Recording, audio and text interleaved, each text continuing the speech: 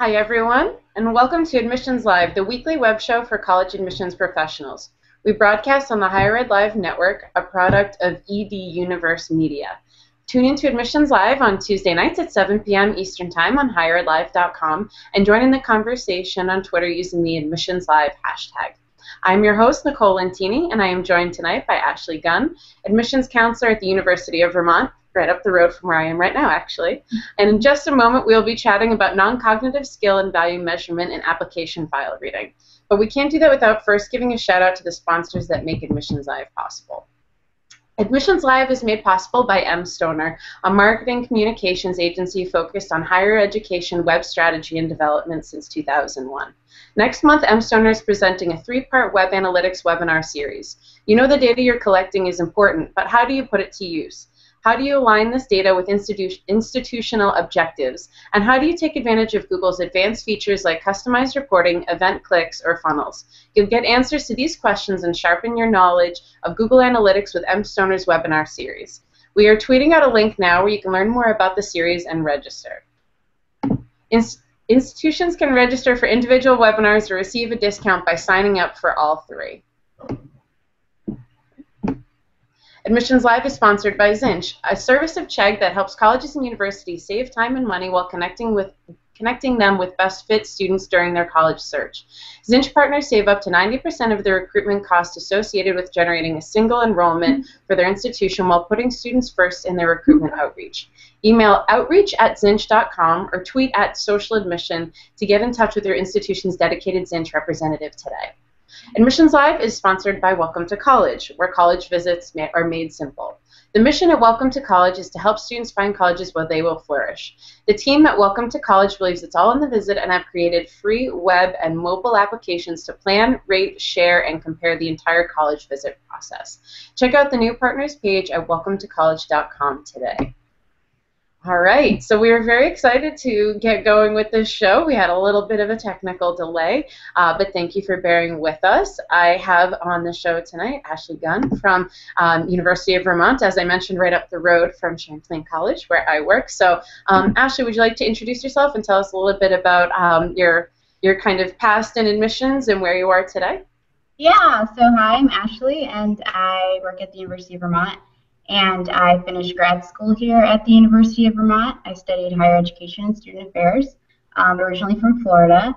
And while I was in grad school, I did some internships. I also did an internship at St. Michael's College Office of Admissions, and I've been working here since June. And so just started working directly in the office, and I'm very excited about it. I manage the territories of Pennsylvania and southern New Jersey and work with some of our partnership schools and their on-campus programs. All right, excellent. And you mentioned to me that you actually have a little bit of history with this topic. Did you want to briefly mention that too? Yeah, so I've done just my own personal research and some research for class projects on non-cognitive skills. I was doing, actually worked at Champlain College for a little bit with some of their students that they bring from Philadelphia, doing some retention and success work. So I was really interested in looking at academic help seeking and academic motivation and how students use those skills to be successful. So I wanted to start with the admissions process because I have a strong interest in a career in admissions and enrollment management.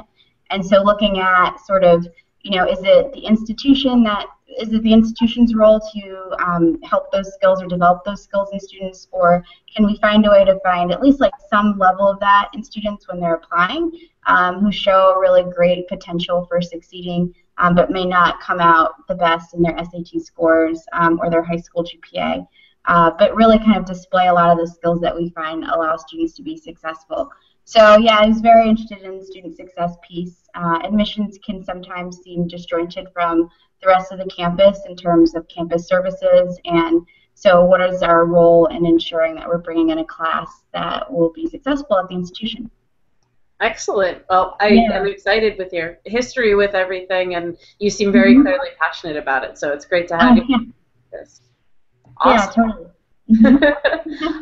Well, to kind of put a framework to what we're talking about too, do you want to just talk about a little bit of the application reading process as it stands now, and then maybe we can talk a little bit more specifically about the non-cognitive piece specifically and how it factors into admissions? Yeah, absolutely. So I know here at UVM we do a holistic process, so we are looking at each piece of the application when we're looking at an applicant. And just in terms of, we definitely look at the SAT scores and high school GPA because they tend to be a really good predictor of at least that first year GPA. So that's definitely a piece that we look at. And then there are other things that really make a student successful at any institution that you can see in a recommendation letter, in their past involvement, as well as their essay. So demonstrating a passion for a particular topic or the ability and desire to get engaged. So those, past behaviors tend to really predict future behaviors in an institution. So look at that in some ways, but again, you want to find a student that can do well academically at the institution. And at least now, some of the best predictors of that tend to be the SAT and the high school GPA. Absolutely. So Yeah. if you had to kind of rate out, I mean, we're talking specifically about non-cognitive, but if you had to put those in a scale of, if a school counselor or guidance counselor would ask you what are the pieces that you look at the most heavily, which would you kind of point to first and foremost? In terms of, I would look at the, well, it's hard to say. First and foremost, the number one, I definitely look at their trends in behavior. So it's sort of a combination of both. So, I'm looking at the grades, but I'm looking at trends, and that sometimes can depict sort of the non-cognitive. So is a student showing persistence by engaging in a subject which may be difficult for them, but they continue to pursue it and get better at it? Did they have a rough start, but got better over time? Does that give us some indication of how they seek out help, how they find resources to help them succeed, how determined they are, and their level of grit? So, for me, I'm definitely looking at some of that, or they're staying consistent, or they're picking up additional activities, but still finding a way to stay engaged and do well. So I think overall, a lot of what I look at could be, quantified, but at the same time, on the back of my head, I'm looking at how does this demonstrate that a student will be successful, and still looking at some of those non-cognitives like persistence and resilience and leadership that really translate into a student being successful in any institution.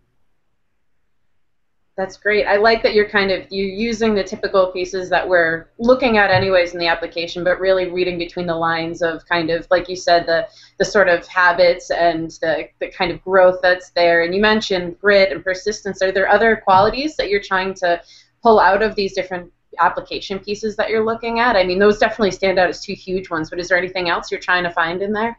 Yeah, I think when you look at your campus and you think, okay, so the students that are doing well here and sort of who fits and what does that look like? So I would say we were really community oriented, and again, this will be my first time engaging in the application process here and the review process. But in the same way, I think in any institution you can look at, all right, let's say our students are very community oriented. Where has a student shown teamwork? Where has a student shown that they've been willing to work with others to solve an idea? Whether it's through a sport or a club or a leadership opportunity. So how are students really demonstrating that they have some of those skills? And that's something that we really value at our institution. So how does the student show that? And so that's not necessarily what we do at UVM, but I think it's a good way to pick out sort of what are students demonstrating as a part of our culture and our student culture, and how is the student showing that they have some of that. So if it's an institution that really values problem solving and critical thinking, and so how does the student really demonstrate that they've engaged in some really difficult and serious problem solving on an issue that they care about?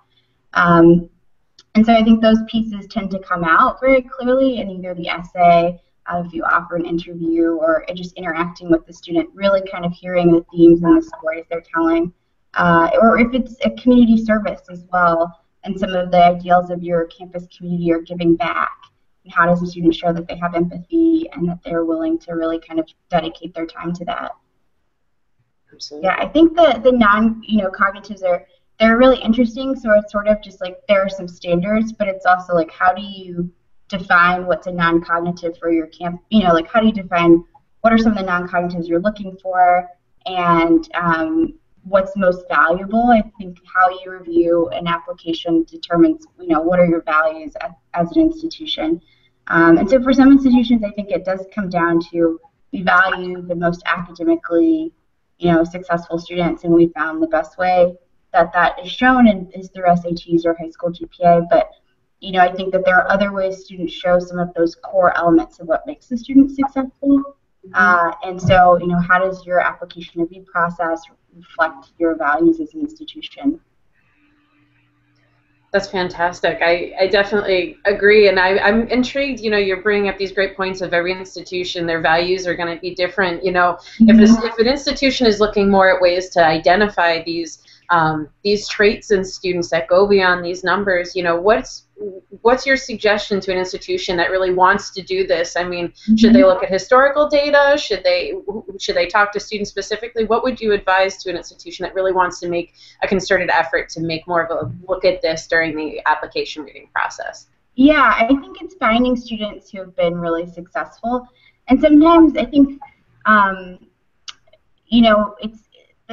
it's engaging in a non-cognitive process can be really cumbersome, so maybe you focus on specific populations where you're having a hard time. So, whether it be low-income students or students of color or students who have sort of like a marginal GPA, like really focusing on those students and saying, okay, well, the students that have been successful, what are some common traits that they demonstrated? Was it that they got involved really early on? Was it that they were willing to kind of go out and meet people and engage? And sort of seeing if you can find some nuggets of that in the process. So again, the persistence piece really comes out a lot. And Angela Duckworth has done a lot of work on grit, and she's come up with grit skills and really talked about how grit really is a big determiner of success, academically and personally and professionally. And it's just that ability to not give up. It's the fire in your belly. And so if you're in a really difficult environment, it's the ability to keep pushing and do whatever it takes to succeed. So I think it really helps. There are some really good models out there. I think Eastern Washington University has done some, they do like the Insight resume. So instead of an essay, they're sort of asking questions where you tell stories about where you demonstrated grit or creativity or leadership or teamwork. And so they've, highlighted sort of what their values are and are asking students to demonstrate in their past, activities or whatever they've done, how they actually demonstrated those. So I think that there are some emerging ideas and examples and scholars who are trying to do that with varying levels of success. But again, it always comes back to like, what are your goals as an institution? Who are the students that you're really trying to focus on retaining? And how do you find the key factors of success for that student group? Absolutely. And if I was looking this way, I'm tweeting out those links as we speak so that the viewers can kind of refer to some of those articles, because it is really interesting, and it's great to try to find better ways to kind of find these traits of successful students in your institution and keep bringing them in. I know my institution ourselves, we're trying to see the traits that come through in our own students. We've realized passion is a huge one for our own students, and so we're trying to find better ways, whether it's through interviews or portfolios or other pieces, to find that piece of passion. So I'm really excited to start using those more in our reading application season. Is there anything new that you guys have started to find in your own students that you are looking forward to looking into students this particular year? I can't say that we're, if you look at our new materials, we talk about moving mountains, and I think that's something that it's not new. It's just been a part of our culture and our institution for a while now. Students who are very, again, passionate, but pick an idea that they love and find a way to make it bigger than themselves. Like they really get the resources here to make that idea really large. So we've just banned plastic water bottles on campus. That's an example of students really moving mountains of working towards a goal that they believe in. And there are students, I think, that are in our applicant pool, as I'm sure anyone can see, where you get those superstar essays and superstar applications of of students who are just already doing really amazing things, or they have something that they're really passionate about. And you know on your campus you have an academic unit or a club. Even in your community, you have organizations that would really allow that student to take that idea and really make it larger than just an idea. So it's finding those students who, I think we've got a lot of really great resources for those types of students who are really passionate and have big ideas and are wanting to take what we have to offer and, you know, go beyond what they've always been able to do. So I think that's something that we're seeing, or just like, you know, the terminology that we're using and the kind of way that we're looking at it. What makes us unique in sort of this whole sea of institutions, you know, who are the students that are going to really, you know, do well here and kind of take off. That's fantastic. When you see that trait in a student, you know, when you're working through them through the application process, are you finding that you're connecting them with those resources early, or are you just kind of more sharing those resources with them and kind of seeing if they take it and run with it?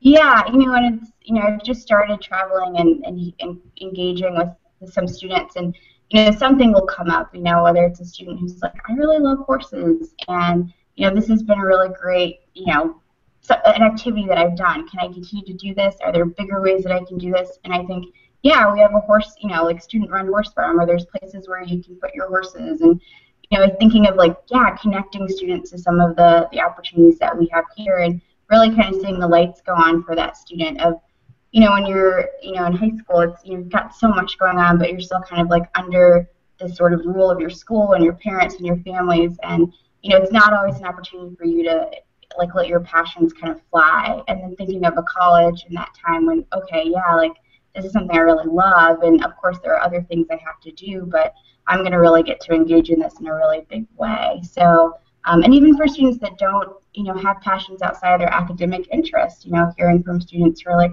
I really want to study business, but I also love art, you know, I love to draw, and thinking of, you know, the different co-ops we have here around art and the different like living and learning communities we have around art, and just like the Burlington community, and thinking, wow, this is really going to flourish here. So, yeah, I think it's a really good way to connect if a student is a good fit for an institution, and it could be a tool for many institutions who are seeing students who really kind of, you know, haven't necessarily had the academic support to do well, and that their potential may not be reflected in their materials, but you just know that, okay, they're going to get connected to something here, and they're going to get engaged in a really different way, and how are they telling us that story, and how can we hear it, even if it's not a part of the SAT and, you know, high school GPA sort of traditional way of looking at students. Absolutely. Well, and I think that that last comment kind of brings up an interesting point, because with the one thing with test scores and GPA is that it's measurable. You know, there's a standard by which you can measure it against others. So that's a big thing that I think is part of this discussion about non-cognitives, is how do you measure that student's ability? How do you measure grit? You know, and so I know you don't have an exact answer, but do you have any suggestions as far as gauging that in a student and really being able to detect sort of level? Great, yeah, and that's a really good question, and I don't know if I have a good answer for it, but you know, I think it's like a shift in the way that you look at students. I think our process now, even though we do look at each student independently, you know, it is somewhat competitive, and I think students do know that there could be many students that share similar qualities to them, and how do they stand out, and how do they make themselves really look like, you know, the best fit. And I think when you look at non-cognitives, it just really takes the process down to the individual student. When you're looking at, okay, the student is passionate in this, and this is what we've got, it's really hard to compare students with each other. And so it's not so much a measurement of, you know, the student has more of this, and they have more grit, and this other student has this much grit. It's more or less than they have it, and they're showing the potential for it, and, you know, how, you know, and they're the right fit in other ways.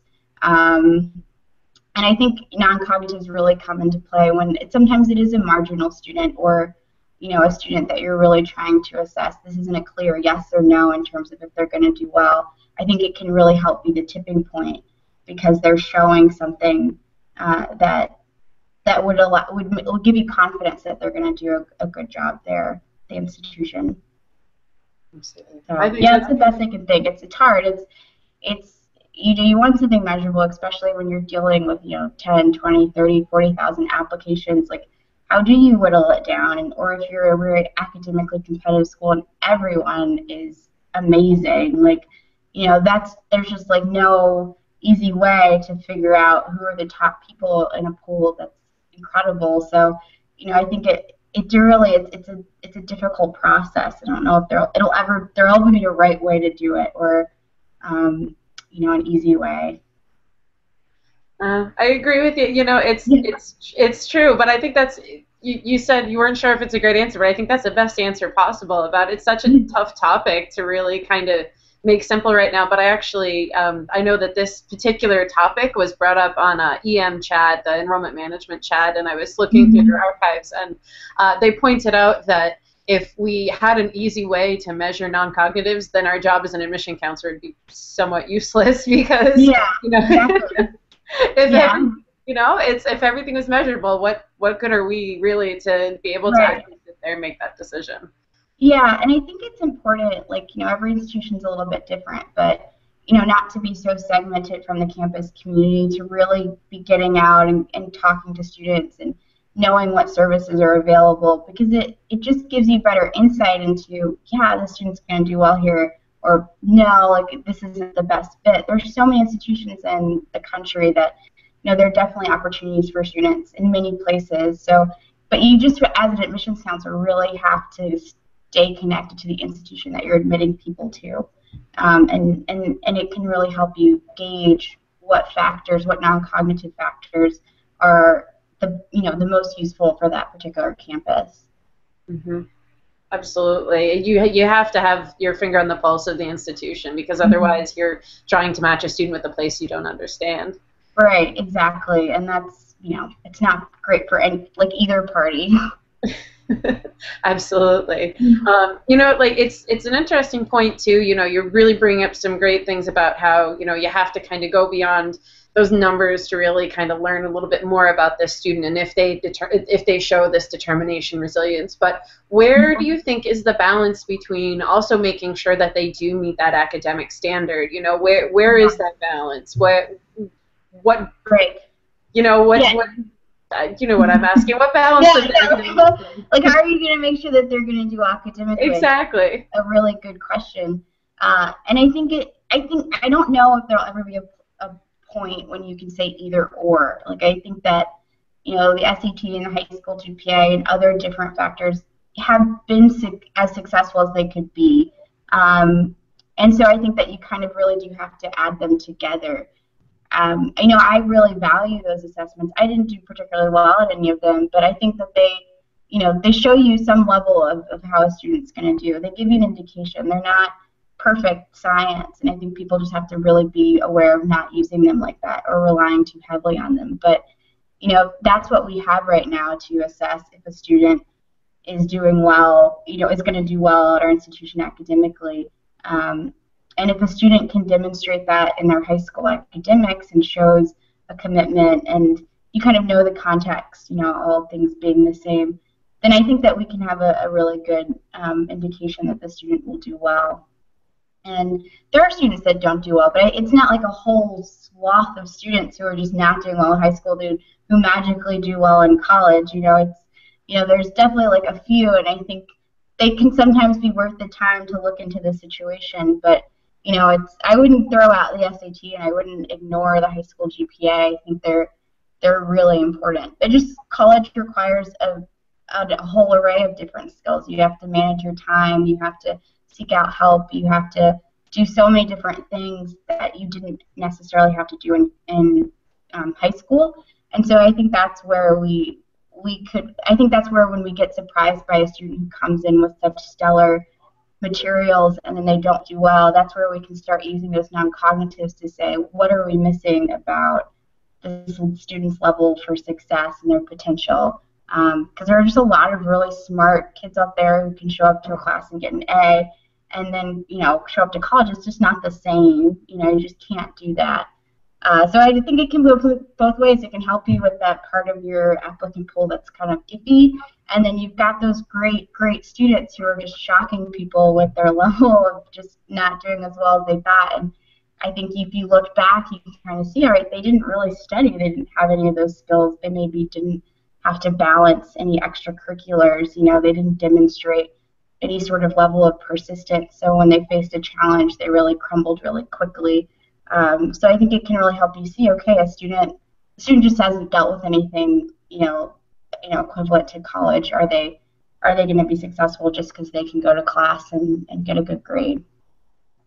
That's a really great point. I was, I think at first thinking of framing it in the students who maybe are lower academic standards, but it does. It goes the absolute other way, too. You could have the 4.0 top SAT score students that the first time you criticize them in their class, they crumble under typical teacher criticism, and that's a really, really great point. And I think it probably is really valuable in the context of like retention too, without a doubt. I mean, if you can recognize these traits in the higher students and the lower students and just work towards bringing in a better class, it's, like you said, going to be the best fit for your institution, whichever. Yeah, those students is like they're sort of shining stars. It really sucks when you lose them because they don't have the skills to succeed. So, it can, it's the whole part of like how is admissions connected to the rest of the university. We're not a retention office, but how do you at least set students up for success when you bring them in? And so sort of knowing and seeing that in students, if you have a rock star, making sure that there's some path for them to succeed in your institution. That's a really great point. Do you have any particular stories that were particularly memorable about a student who, was that higher end or the lower end or something, and that really sticks in your mind when you come to this topic of these non-cognitive traits?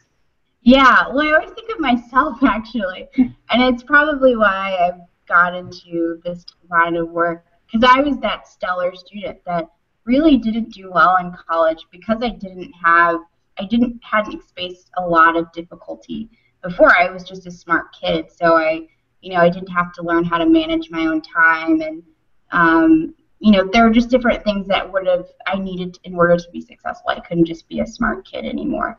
So yeah, I went into college at like a 4.3 GPA. I had already done college credits. I was definitely that, and I barely squeaked through college with like a low B, high C average. And I always, I look back on that time in higher ed, and I think that's probably why I'm still in this profession and think, wow, I really wasted, I just didn't live up to the potential that I had. And it goes back to whose responsibility is it? Is it the students coming in, and also how does the institution sort of like grow that and allow the student to be successful? I think my institution was great. Shout out to the University of Florida. And so I think that they did a great job, but, it's how do you if you have a great student, how do you allow them to continue to excel? Like it's, you have some level of responsibility to the students you admit. And then also I think like I probably took a spot from a kid who looked like, crappy on paper, but could have done much more with their time at the university than I did. So, how do you really let those students come to the top and show that they have what it takes to be successful? That's great. I love that you got to reflect back on yourself about that too. And you're making me think about my own experience too, because I think I definitely see a little of that in myself too. I was a strong high school student, but then I came to my school and I loved it and I had a great experience, but I think I was lacking some of the traits that maybe other students that could have been in my position could have taken full advantage of the institution at the time. But I think that, maybe that's something to be said about admission counselors who choose to work for their institution that they went to as well, that they see these traits in other students that they saw flourish at the institution. They want to encourage that.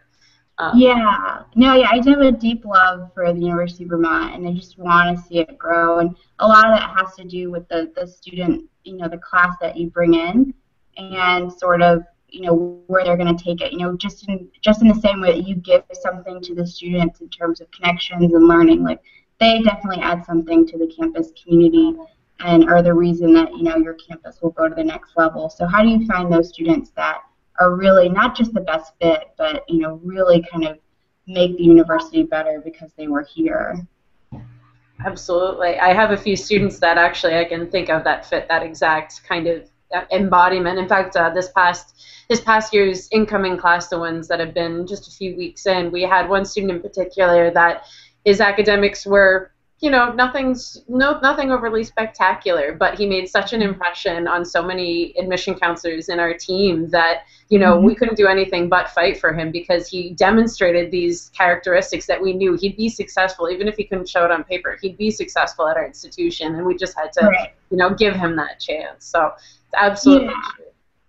Yeah, I think students who are given that opportunity know that they're being given a really great opportunity and want to live up to the high expectations you have for them and want to do well. And so, you know, it really works out both ways. Like, you know that you really gave someone an opportunity that they may not have had at another institution, but also the student really gets to live up to a real, you know, do more than they ever thought they could, and really give back to the people who stepped up for them. Absolutely. So I'm sure, since I know we have a few school counselors that are tuning in tonight on the guidance side of things, and I'm sure they're wondering, you know, if they know that they have these exceptional students who, you know, may not look great on paper, or maybe look great on paper, but aren't, you know, showing these qualities either way. But I'm thinking more specifically about the students who maybe they don't have the most stellar GPA, maybe they don't have the best test scores. What advice do you think the school counselor should give to the students as far as when they're making their outreach to the schools of their dreams? What should they do to be able to say, hey, I may have a, you know, 2.5, but these are the things about myself that would make me a great fit for your institution?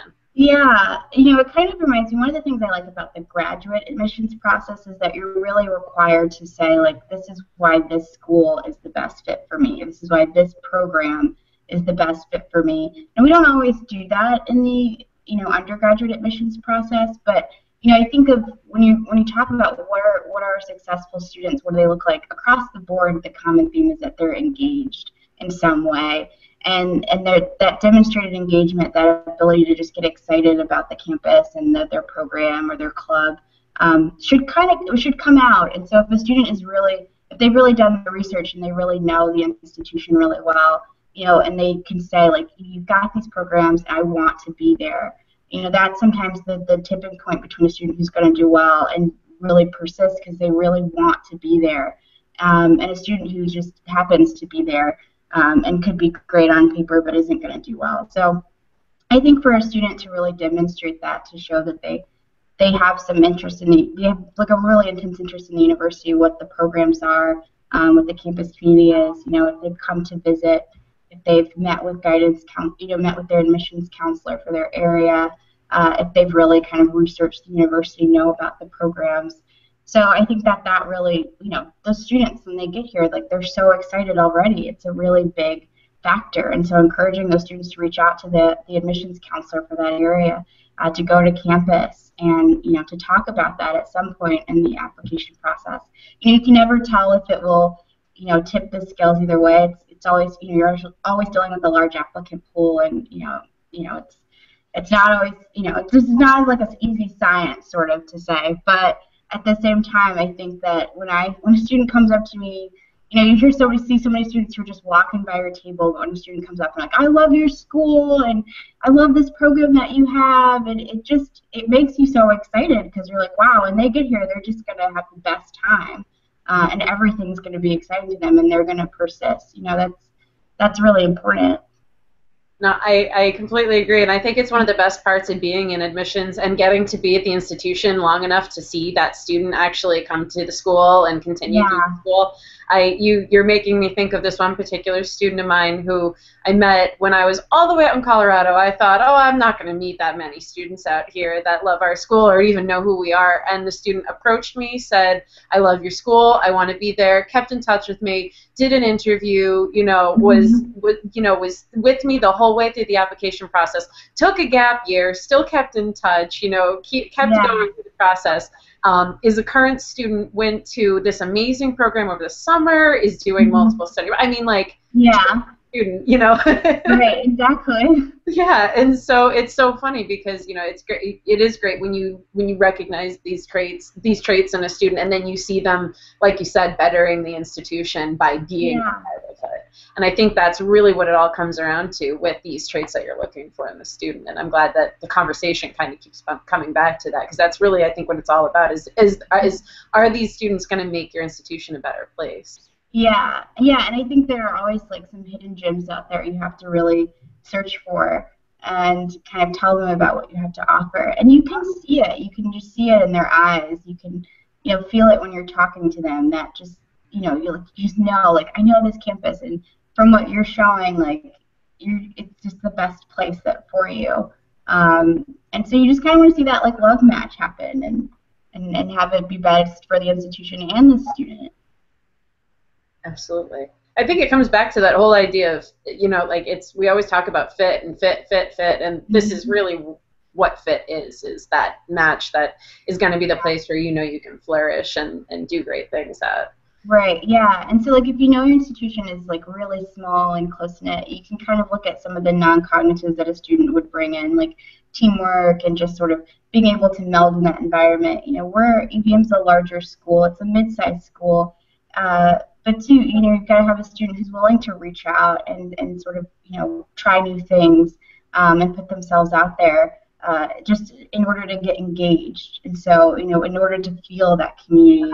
So you kind of being able to pick out some of those skills that can't really always be demonstrated or even demonstrated at all in your SAT or high school GPA, but really kind of come across whether it's in an essay or a recommendation letter or an in-person interaction. Absolutely. I'm realizing we're already getting near the end of the hour, so I want to make sure I mention in this chat that if people who are listening have any questions for either of us or anything to contribute to the conversation, to use the Admissions Live hashtag. Somebody did kind of share this statement Laura Birdsall shared: by considering non-cognitive skills in addition to SAT, GPA, etc., we can paint a more vivid picture of college applicants. I think that's a good way of putting it. Is I always on the UVM staff, so she's awesome. Go Laura. I wasn't sure. I thought that name sounded familiar, but I wasn't quite sure. Well, that's fantastic. But it's always cool when I think like on top of when a director of admission or a dean of admission gets up there and tells an incoming class that on top of this is your average GPA, this is your average SAT, but in this group, you have these many students who have done this, and these many students who have accomplished this and donated this many hours to community service. I love hearing those kinds of things, and I think that just as much paints a picture of what the institution is really all about and what that incoming class is all about. And that gets back to these qualities in students that aren't measurable. Yeah, absolutely. And those are the exciting things. You don't remember people's grades, like you remember just how they made you feel and what they did. And so, I mean, it's sort of like, why not look for that in the application process? It's not always easy, especially, but why not? Absolutely. Yeah. Sorry, did I cut you off there? No. I was going to say, I know I had a few questions too about, looking ahead in the future application reading seasons. I mean, we're a little bit ahead of this topic since we're traveling first before really getting into the nitty-gritty of reading. But,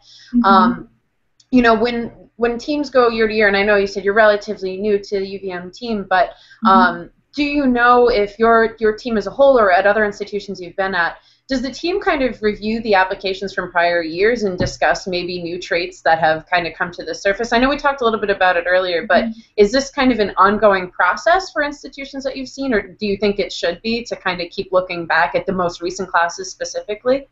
Yeah, that's a good question. And yeah, again, I wouldn't know for the overall campus, but I work with our partnership schools, and we've got some new partnership schools that we're working with.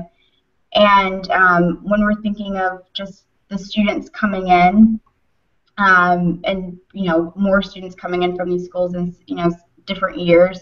So we're looking at the students that came in, how successful were they and why were they successful? Is it because they got involved early on? Is it because they knew what their major was going to be right when they were applying, like they came in with a focused major? So we're getting these really small groups of students from like our schools in Philly and Chicago and the Bronx. So it gives us, it's a smaller pool with which to look at and say, like, who are the students that are really shining and fitting in, doing really well here, and what students are really struggling. so that when the next year when we, are recruiting with those students or meeting with those students, kind of understanding, is the student really going to, make the most of their time at UVM? Do we have everything that they need to be successful here? Is this, again, the best fit? So I know that that's something that, we have a partnership school in Philly, and it's something that I'll be looking at with those students, is kind of having an idea of the fit piece to it, and how and what non-cognitives that they are expressing in other parts of their application process would give an indication of, yeah, this is UVM is going to be the perfect place for them for the next 4, 5, 6 years. Yeah. Yeah, and we have like some good stories, and I know the students that come from partnership schools and how and why they've been successful, and being able to say, like, that's sort of what it takes, that level of engagement and excitement and determination and that love for this institution, for to come from wherever you're coming from. So how are students demonstrating that? Awesome. And in the reading process, how do you express these things about a student? How do you pass that information on to whoever's making the larger decision, if it does go on to somebody else? Yeah, so I mean, I read really thoroughly. I'll be reading really thoroughly, and I've done some practice ones, and writing notes. And sometimes guidance counselors will reach out to me, especially if it's a situation where there's a dip in a student's grade. And even on some visits, I've had guidance counselors say, I have a student, they're interested in this program. They didn't do well this one semester because of this or this one class. And just sort of talking them through it and having conversations about, the major choice, what happened, and trying to express that, and looking for, almost everyone can have a sad story, but what about this major program? Is the student still interested despite their academic record? What level of commitment do they have to it, and how can I see that, and how is that demonstrated? So I think in those situations where a student really is on the borderline, being able to see that level of engagement and excitement, and being able to understand that, again, that level of grit, like they're still willing to work really hard, and they know what it takes, and they're doing their best to get there. So in some cases, the students, like, you hate to say no to someone, but there are times when you have to say, this is not the right fit, this is not the right fit program, this is not the right fit institution. You don't want to put a student in a situation where they're going to fail. But for, there are definitely some cases, and I imagine there will be, and just from some conversations with guidance counselors of students who, had some rough luck or, had a rough semester, but are very, very passionate about either the institution or what they want to study. I think it's so important, too, what you brought up about really having kind of an ally in that counselor that you get to work with and that you get to know, and that they can work with you on an honest level to call you and say, listen, this student is just not the right match for your institution. And I know I've made some of those relationships, too, of counselors that they'll never write it in the recommendation letter, obviously, but they'll take the time to reach out with a call and say, this is what you're seeing there, but this is what you need to know about the student that does or doesn't make them a good fit for your institution. And that is so important to be able to develop those relationships. Yeah. Yeah, and then when you always talk about, like, the campus visit, but having students really come up and see it for themselves, talk to current students. We're giving them these guidebooks, and they're going to the website, and they're really not always the same thing. And I think students can feel it, in some cases they can just feel when it's the right fit, and they can feel when it's not. And so being able to really have that experience, if they can, is very important. Absolutely. I know we're nearing the end of our time, but I did have one more questions, and I guess it kind of reflects back on what we've been talking about, but, how do you keep yourself on top of just always looking for this in students? And it seems very clear that you're very passionate about it, so it's easy for you to be able to kind of look at this a little bit more, but, maybe for the counselors who are out there that, when you're 2,000 or 3,000 applications deep, right. and you feel like you got GPAs coming out of your ears, right. Yeah.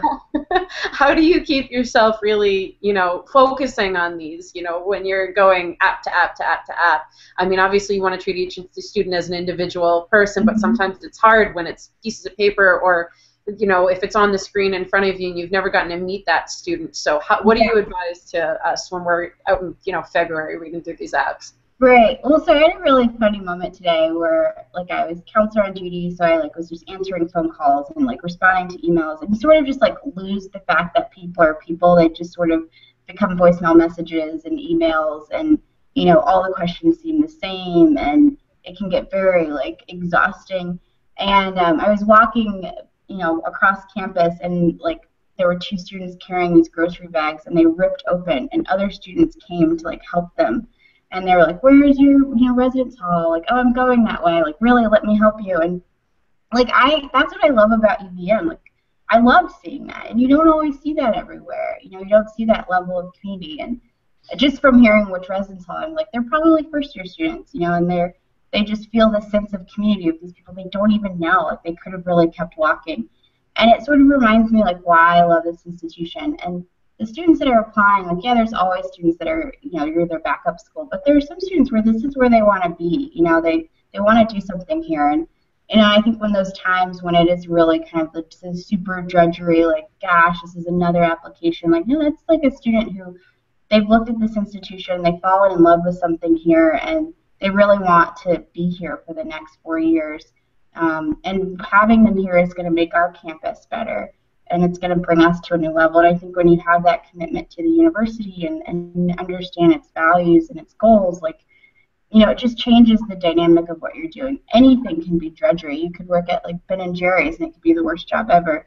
So it's sort of like, how do you find a way to make it exciting every day? Like, what do you do to stay refreshed and connected to why you're doing what you're doing?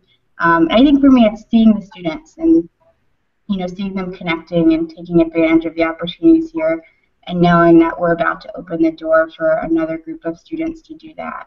So I don't think we could end on a better point than that. Yeah, cool. that really encapsulates it all. That's such a great story, and that's so true. I couldn't agree more. It's like, when you're just feeling like, oh my gosh, this is just another thing on the screen, another piece of paper. It's go back to your students and see how wonderful they are and how great they make your institution. Yeah, totally. Walk around, connect with somebody, like a current student. I think it will definitely give you some perspective. Awesome. Well, that is, like I said, a great way to end it. Did you have any other things to share about this topic, or things you wanted to pass on to folks who are thinking about this? Yeah, no, I think the final thing would just be, again, recognizing the values of your institution, because there's always a lot of stuff that you can be looking for and in a student, and just knowing your institution very well, I think, is really important. Absolutely. Well, thank you so much, Ashley, for joining me on the show tonight. Yeah, thank you so much for having me. Yeah, no, it was such a great show, and yeah, so your Twitter handle is just at Ashley Gunn, right? Yes, yeah, 2 N's in the gun. Yes, 2 N's at the end. Awesome. Yeah. So thank you again for joining us, and hopefully people can tweet at you after the show if they have any questions. You had some really, really great links to share and really great research, so hopefully people will tap into you for doing that. And I wanted to share that while we're getting ready for next week's show, Ashley Hennigan, now Ashley Budd, is going to be rejoining the show. She is now a married woman, and she will be back on the show next week. But I will still be jumping in to guest host here and there, so keep an eye out for me. But I am off to do some travel season, so wish me luck there. But as always, you can watch more shows from Admissions Pros on the Admissions Live archive located at higheredlive.com. Thank you to everyone who tuned in live, and thank you again, Ashley, for joining us. Yeah, you're welcome. Thank you so much for having me. My pleasure. All right, guys, see you next time. Mm-hmm.